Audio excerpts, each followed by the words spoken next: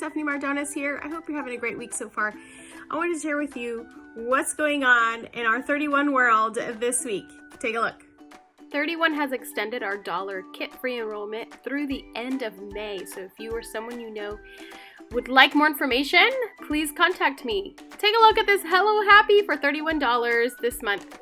And if you aren't part of my Facebook group, I've been sharing daily small areas that we can clean and organize together. This week we started offering lucky picks. You can choose up to 4 different items, $12 each. Their values are from $25 to $52. Just shop my website and get your mystery gifts. Let me share with you how these Pink Sky or PS bundles work. They are counted as one item, so when you put $50 in your cart, any of these Pink Sky bundles that I'm showing you right now would come up as half price for the whole set. So this is a really good add-on for the customer special.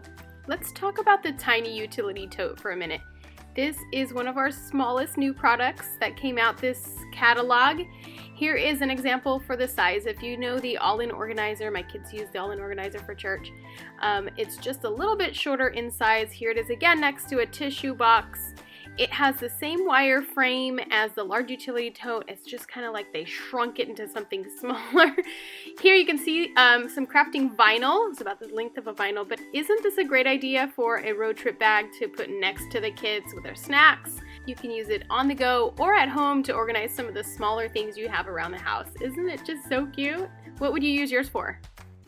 Don't forget, Mother's Day is coming up Sunday, May 10th. We have plenty of time to think about what we'd like to gift our mothers this year, as we will most likely still be in quarantine in our homes. But if you would like extra help, I would be happy to give you some personal ideas of products we have.